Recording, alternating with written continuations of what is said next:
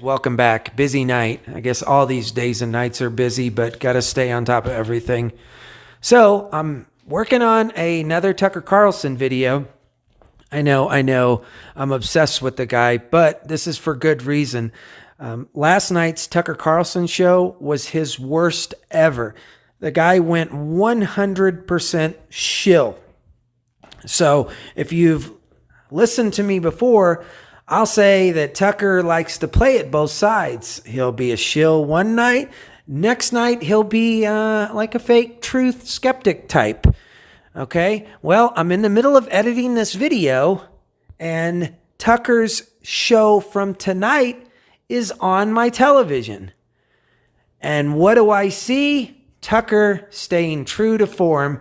Tonight, he's going to slide back over to the other side and play quasi-truther. What's the hottest topic going around our community right now? That would be vaccines and Alan Dershowitz's interview that he gave on that Goodman character on his YouTube channel, where he talked about plunging needles of poison into every American's arm. Then you have people like myself putting out titles like Donald Trump's lawyer says mandatory vaccines, blah, blah, blah. Well, guess what? Fox News, Tucker Carlson, and the Trump administration have to get on top of that. They've got to control this narrative. So who does Tucker have on tonight? You guessed it, Alan Dershowitz. So let's get into this, and then once we go through this, I'll play part two of Tucker's performance last night. You can see how he plays both sides. So here we go. Scientists are scrambling to create a working vaccine for the coronavirus. If they succeed in doing that, it will be one of the fastest rollouts of a vaccine in human history. Now, in this country of 330 million people, some will not want to take it. Some will have religious objections. Some will be nervous about the effects of it. So what happens then? Well, retired law professor Alan Dershowitz, a famous civil libertarian, says these objections won't matter. If the government wants to, the government has the right to seize you and inject the vaccine by force. Let me put it very clearly. You have no constitutional right to endanger the public and spread a disease, even if you disagree. You have no right not to be vaccinated. You have no right not to wear a mask. You have no right to open up your business.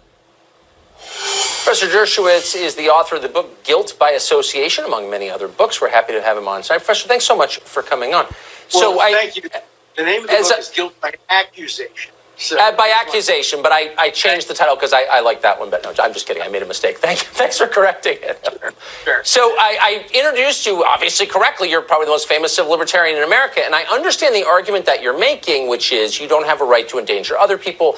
Your right to punch ends with the tip of my nose. I understand the argument. But there is also, in the specific case of a vaccine, a risk to the individual taking it because vaccines are good for populations, but in some rare cases, sometimes not that rare, they can hurt people. That's factually true. Does the government still have a right to endanger you?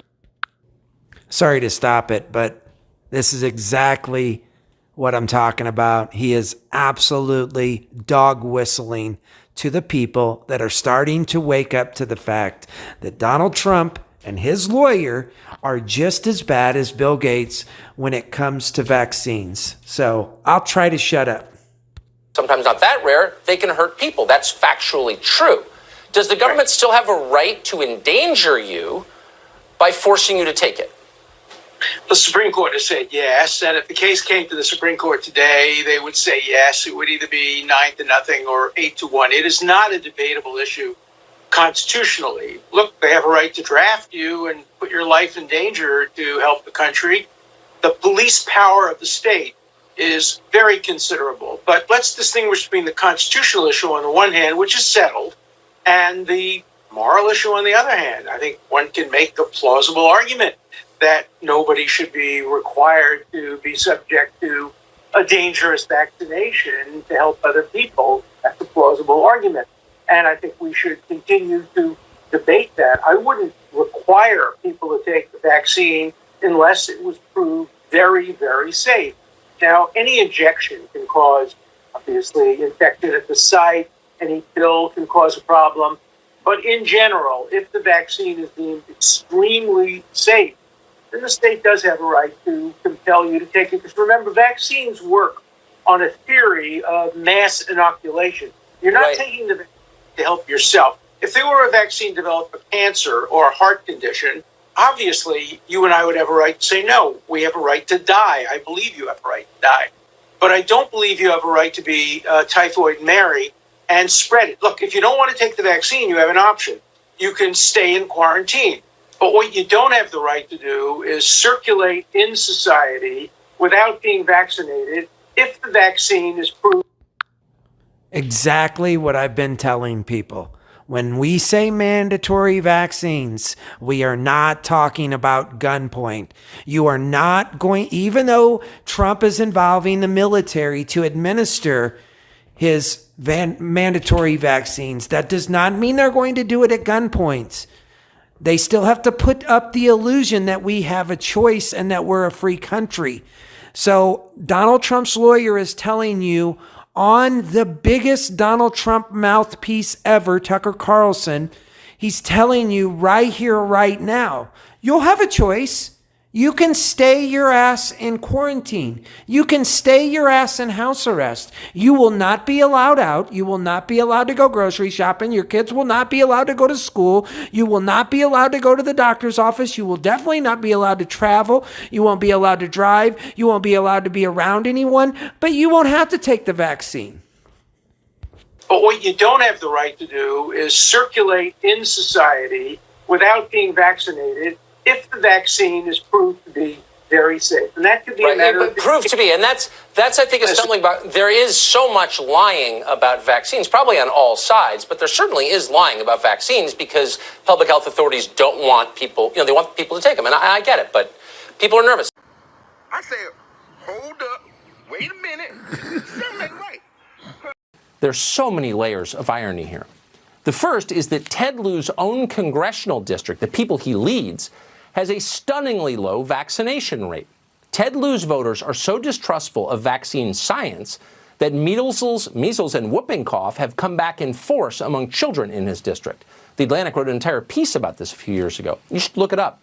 Let me ask you, though, by the same reasoning, since we have, in effect, socialized medicine, we're all affected by the health choices our neighbors make, why should we allow people to eat Little Debbie snack cakes when we're all paying for diabetes treatment?